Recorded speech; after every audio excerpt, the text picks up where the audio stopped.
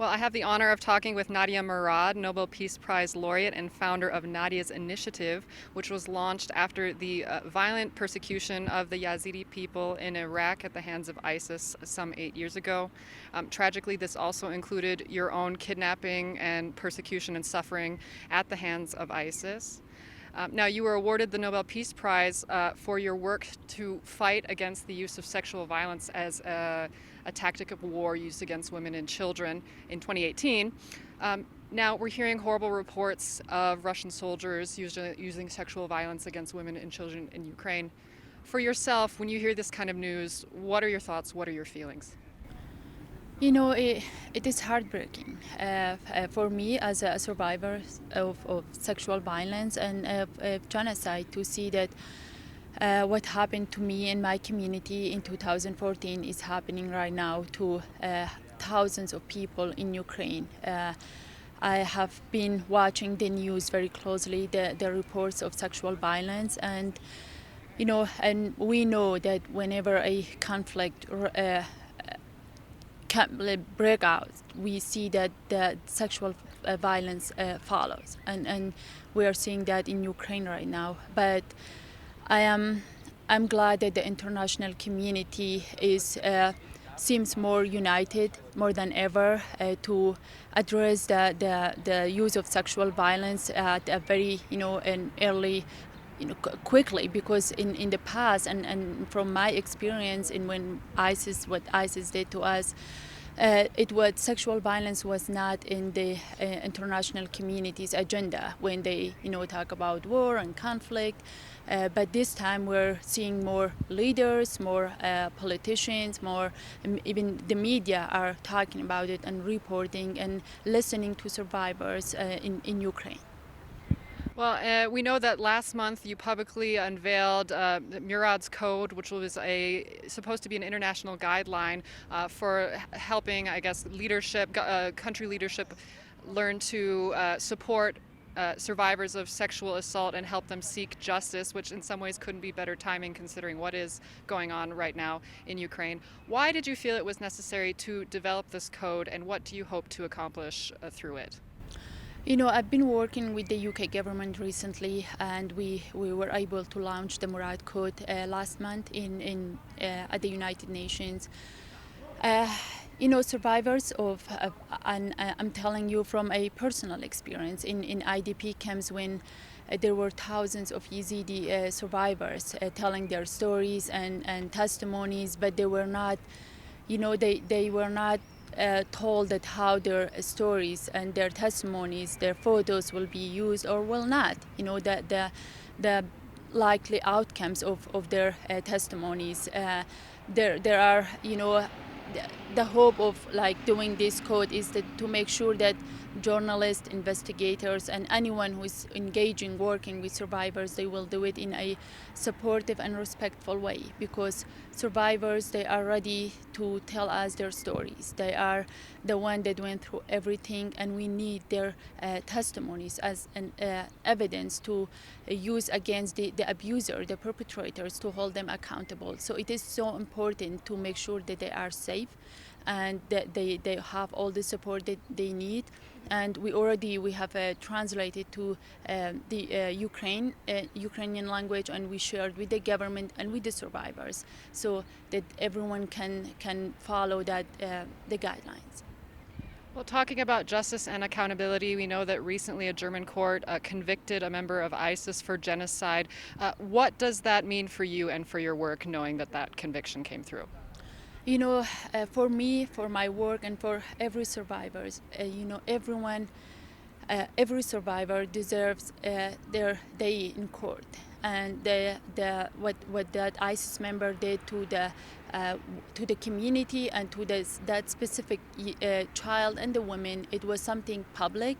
And the German government, they show that there is no impunity from such crimes, and there is no culture of impunity from committing genocide and sexual violence.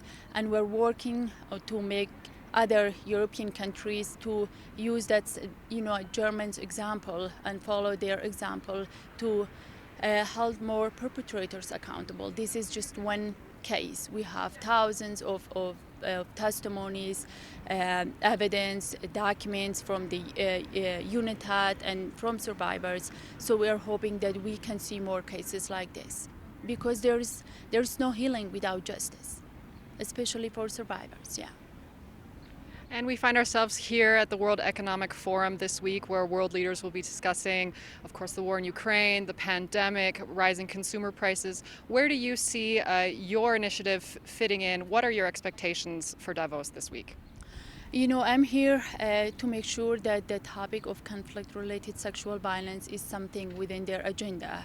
There are leaders here, politicians, NGOs, and we are hoping that we can address this thing. We can see it as not just as a side effect of conflict. Sexual violence is being used as a weapon of war throughout the history. And we are hoping that through Nadia's initiative, the Global Survivors Fund that I co-founded with my friend Dr. Dennis Mukwege, to make sure that we support survivors. We don't forget them, because there are so many things going on in the world, and the world leaders and the media move on very fast. But for survivors, it's not that easy to just move on. And it is so important to support them through reparations, through justice, accountability, and to listen to them, and to make sure that our voice is heard here too, by leaders and everyone here. Well, there's obviously a lot of work involved being an activist against sexual violence as you are. What, in your mind, is one of the biggest hurdles or frustrations that you face? You know, in our case, in Yazidis' case, in our work in Sinjar, there are so many challenges. There are some political challenges. For example, right now in Sinjar, as you said at the beginning, it's been 8 years since ISIS committed a genocide against the Yazidis, and we still have thousands of people in displacement camps, only 2 hours away from their homeland. The international community failed to protect us in 2014, but they also have failed to help people to go back to their homeland and help them to have access to proper education, healthcare, and you know, just basic services. There are thousands of women and girls who are in displacement camps, and they don't have basic privacy. There is child marriage, there is suicide, and there are so many challenges. But the biggest one is that, you know, it's so hard to convince the governments, NGOs, to focus on sustainable solutions after the conflict is end. And I think we cannot help people to fully recover from the trauma if we don't focus on sustainable solutions in their own homeland and make sure that they have a dignified life after what they've been through. How has the pandemic affected your work? You know, like everyone else, it was not easy for our work. Our work is not like a business to do it through, you know, Zoom and other online meetings. It was hard to explain it. This work needs to, you know, go to people, go to students, leaders, NGOs, and talk to them for hours to tell them about what is happening, to tell them about the ongoing needs for survivors to be able to heal and recover. It was not easy for us, and that is why right now we are trying to go to everywhere and do what we can to help survivors in Iraq, in Ukraine, in Ethiopia, in Yemen, in other places. But it was not easy, and I'm trying my best to make sure that that we still have the media's and the world leaders' attention on the topic of conflict-related sexual violence and the aftermath of genocide, and how we can help communities to thrive again through our work. Yeah.